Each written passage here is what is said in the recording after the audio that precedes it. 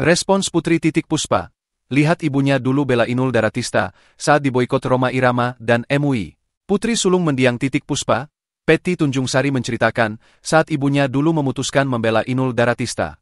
Di saat semua orang menyerang Inul Daratista yang baru populer dengan goyang ngebor, Titik Puspa justru berdiri membela Inul. Petty mengatakan, ketika ibunda membela Inul, hal itu seperti di luar nalar, karena dirinya pun tak mungkin menolong orang seperti yang dialami Inul. Itu waktu itu Inul yang melawan satu Indonesia, bukan main, kata Petty dikutip dari YouTube Hati ke Hati. Petty tahu bagaimana Titik Puspa dulu berjuang membela Inul.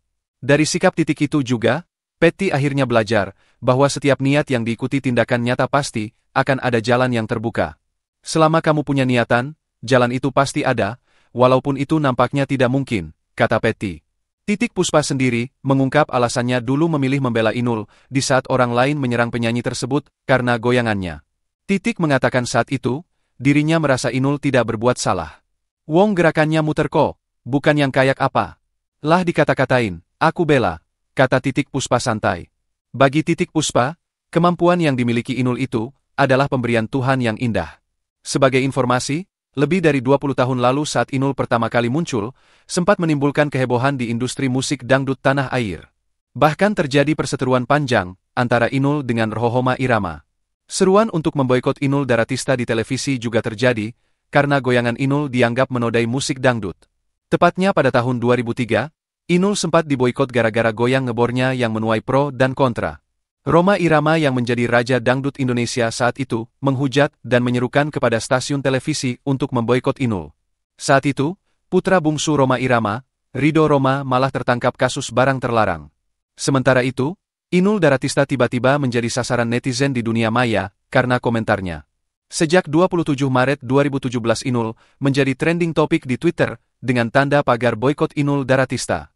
Hal tersebut seolah mengingatkan kenangan masa lalu di tahun 2003.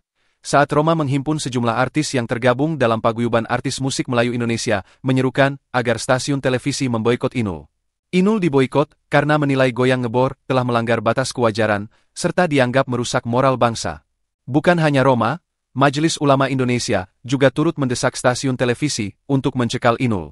Kiai Haji Maruf Amin, yang ketika itu Ketua Komisi Fatwa MUI, juga mengkhawatirkan aksi goyang ngebor Inul Daratista. Menurut Maruf Amin saat itu, goyangan Inul dinilai sangat berbahaya yang dapat menimbulkan nafsu. Nah, di tengah kisruh kasus goyang ngebor itulah Gus Dur tampil membela Inul. Dia membela penyanyi yang mengawali karir dari panggung ke panggung itu, tanpa menghiraukan hujatan dan kritikan dari berbagai pihak. Presiden RI keempat ini, memang dikenal mempunyai ide-ide yang sangat unik dan sangat terbukanya dalam berpendapat. Kepemimpinan Gus Dur yang seperti itu, membuatnya dianugerahi gelar Bapak Demokrasi dan Pluralisme Indonesia. Harisma serta sikap Gus Dur mampu memecahkan situasi panas saat pro kontra goyang ngebor Inul. Saat itu, Gus Dur bahkan berhasil menyelamatkan Inul dari boikot.